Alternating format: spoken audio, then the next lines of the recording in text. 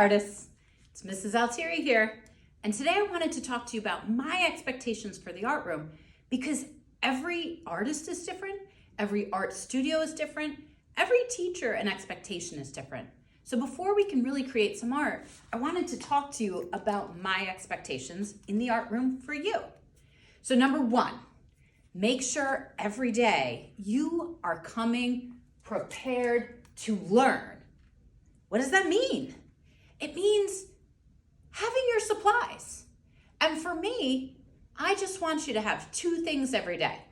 So you are coming each day with your sketchbook and your pencil. Have a pencil every day. Please do not tell me you don't have a pencil because then you're not prepared to learn. Show me that you have your pencil every day. And we're even going to keep our sketchbooks right in the room. So you'll have your sketchbook here in the art class every day. To make it even easier, I'm going to ask you to bring in 5 pencils. If you have not done so already, bring in 5 pencils, and I'm going to ask you to give me 3 of them to keep here in the art room. So if you ever do forget your pencil, you have 3 oops days where you can borrow a pencil. But other than that, I would really love it if you could have a pencil in your backpack ready to go that you take out for art each day to show me you're prepared to learn. We're going to be making portfolios next week. You could even put your pencil in your portfolio and keep it there. So you have your pencil and your sketchbook every day and you're prepared to learn. All of the other supplies that you'll need to create art, I have here for you. So you only really need your sketchbook and your pencil. Everything else is here. But there's something missing from coming prepared to learn. The last thing is having a positive attitude. When you walk through that door every day, I want you to have a positive attitude. I don't expect perfection, but I do expect you to be positive, and I expect you to be kind, and trust me, I will be here to teach you some techniques to help you, and we are going to practice and learn together. So the biggest part of coming prepared to learn is coming with that positive attitude, because making art is not that different than playing a sport or playing a musical instrument. The first day of practice, you probably needed a grown-up to help you put on your shin guards and socks, tie your cleats, and show you how to get prepared. And then when you went to soccer practice, maybe you kicked and the ball was supposed to go that way, but it went that way. But you didn't give up. And art is the same way. You have me to give you some tips and tricks, but when you want to go that way and instead your art goes that way, you just keep practicing. You keep trying and trying and trying, and eventually you'll get it. Same thing with a musical instrument. The first time you open that case, you might not have known how to hold your instrument or how to assemble your instrument, but you had a teacher or an adult or somebody who helped you and showed you, and you held up that instrument and you sounded terrible. But you didn't give up. You kept practicing and got better and better. And art is the same way. So have that attitude, that positive attitude, knowing that I will be here to help you every single day. Second thing, think like an artist. In order to do well in art class, you're going to have to use habits that artists use. And there's a whole bunch of these habits that are great, not only in art, but in life. And they're called the studio habits. Things like engage and persist mean don't give up. So if you come in every day and you have that positive attitude, you're ready to learn, and you don't give up, you work the whole period and overcome challenges, you're going to do really well in this class. Maybe you're going to stretch and explore and try new things. If you do that, you'll do well in art and in life. We're going to reflect on our process. How did we do? We're going to observe things. We're going to express ourselves through our artwork. We're going to come up with ideas and envision. And we will do this throughout the semester. And when you have a particular artwork you're working on that I'm grading, I will tell you which studio habit I will be looking at to assess you. And usually it's only 2, maybe 3 different studio habits at a time. So think like an artist. How do artists think? We're open to ideas. We try things. We practice. We don't give up. And if you do those things, you're going to do really, really well. Probably one of the biggest things in any classroom, in any environment, is respect. And the environment in the art room I take very seriously every day. You have to show respect to so many different people, and you have to show respect to the environment. So what does that mean? Because we hear that word respect all the time. So what does it mean in the art room with Mrs. Altieri? So number one, respect each other. Kind words all the time. I shouldn't say it, but I hate teasing in a negative way, especially with friends. When you say something that's not very nice, and then you turn around and say, I was just teasing. It's not funny and it's not kind. Don't tease in a negative way. Be kind, always, to everyone. And that's something I'm going to talk about every day. That's a great way to show respect. Be kind to each other. You don't have to be friends with everybody, but be kind to them. Don't put them down, ever. I will call you on it, because being kind creates an environment where we are supported, we feel good, and when we feel good, we do good. In school, we make amazing art.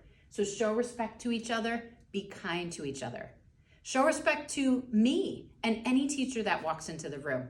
You want to make a good impression, and not to scare you, but I don't just teach 6th grade. I teach 6th, I've taught 7th, 8th, I've even taught at the high school. So you're probably going to have me again. So show respect always. Show respect by being quiet when I'm talking, actually looking at me, being engaged in your learning, being engaged in the demonstration, making eye contact, nodding, smiling, not looking in other places and talking in the other direction, not having private conversations with each other when I'm trying to teach, but really showing me that you are respectful and engaged in your learning.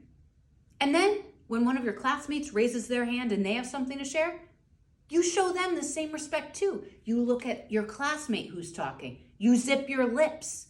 You nod and show them you're engaged and make eye contact. I heard somebody this morning, they used one of their classmates' names and said, yes, I agree with what Ava said. And that's a really great way to show respect to each other. Show respect to the room. Never, ever draw on the bins, on the tables. Show me respect. Never, ever, ever snap a pencil in half. My first year teaching, I taught in a school with 3rd graders who didn't have enough money to even buy supplies at the beginning of the year. And we would raise money by asking different companies to donate. And each child got a notebook, a folder, and 2 pencils. And even though they were only in 3rd grade, they kept those pencils perfect. They didn't lose them. They didn't break them for the entire year. So please don't show disrespect by defacing or not treating the supplies correctly. I know that you know what I'm talking about. So treat the room, treat the environment, treat the supplies with respect. Because when you do, and even showing me that you can treat the simplest pencil with respect, then I'm going to give you better, more advanced art supplies, the kind that I use in my own studio, I will share with you. But you got to show me that you can start with even the littlest, smallest things and treat it with respect. And when you do, good things will happen. You also need to treat yourself with respect, which goes back to staying positive. Not every day you're going to make the art that you envisioned exactly the way you wanted it. Artists face challenges all the time, and we engage, we persist, we overcome those challenges. But in the process, you have to be kind to yourself. You have to respect yourself and your art. Please never say, this isn't good, I don't like it. It might not be the way you expect, but it's an opportunity to learn and an opportunity to grow. One of the biggest predictors of success in life is not your grades. It's not your test scores. It's what do you do in the face of those challenges. That's called resiliency and grit. Can you get past those challenges and keep going? It's not even do you get past them and make the best art ever, but do you keep going? Do you stay positive? Do you respect yourself? That is a characteristic that you need to really do well, not just in the art room, but in life. Finally, many of you know this, but cleanup. Cleanup is a big part of the art room. It's a big part of our art community, and we do it every single class. I will usually give you at least 5 minutes to clean up each day. And I don't just ask you to clean up your own stuff. Start with your own stuff, yeah, but we clean up as a group. This is not my art studio. This is our art studio. So when we clean up, don't just clean up your stuff, clean up the room. Because here's what's gonna happen. If you start picking up just your Sharpie and putting it in the bin, okay, you've cleaned up your stuff. But if you go around and start picking up everybody's Sharpie and organizing it in the bin, they're gonna come back and they're gonna look around and say, oh, somebody cleaned up my Sharpie. How nice. You know what? I'll collect all of the scissors and put them away. And then the next person comes over and thinks, wow, somebody cleaned up all my Sharpies, my scissors. I'll clean up all of the colored pencils. And the next person comes back and says, oh my gosh, somebody cleaned up all the scissors, the Sharpies, the colored pencils. I'm gonna go wash my hands in the sink. And you know what? While I'm washing my hands in the sink, let me get an extra paper towel and I'll clean up the drips that are on top of the sink and on the floor. And I'll come over and say, oh my gosh, you guys are the best, you're helping. And here's what happens when you do that. You feel good, you take care of the environment, you feel good about each other, and cleanup goes faster. If you're cleaning up just your individual things, it takes way longer than when we work as a group. So every day during cleanup, I want you to work as a group and I want you to take care of the entire studio. At different points, we're gonna have some jobs. You'll all have jobs at different points throughout the semester, and we're all going to help each other out because we are a community of kindness, we are positive, and we overcome challenges together. I do have very high expectations for you. I know that you can achieve them, and that's why I set them so high. If for some reason you do have a hard time, and for some reason you're not meeting these expectations, what I do is I give you one verbal warning. I'll come over to you and I'll tell you, I think you're struggling with the expectations. If it continues, I will come over to you and I will ask you to pick up your art supplies. I will ask you to pick up your belongings. And I do have a special seat over by my desk. And you will be relocated to that seat.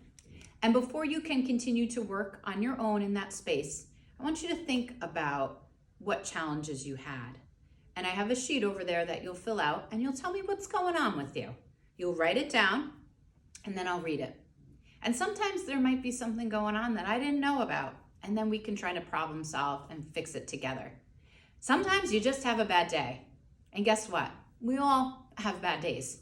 Doesn't make us bad people, but we all have challenges. And the important thing is to learn and grow and prevent that from happening again. So I will go through and we will work on some strategies together to get you back in your regularly assigned seat so that you can continue to make art in a group setting.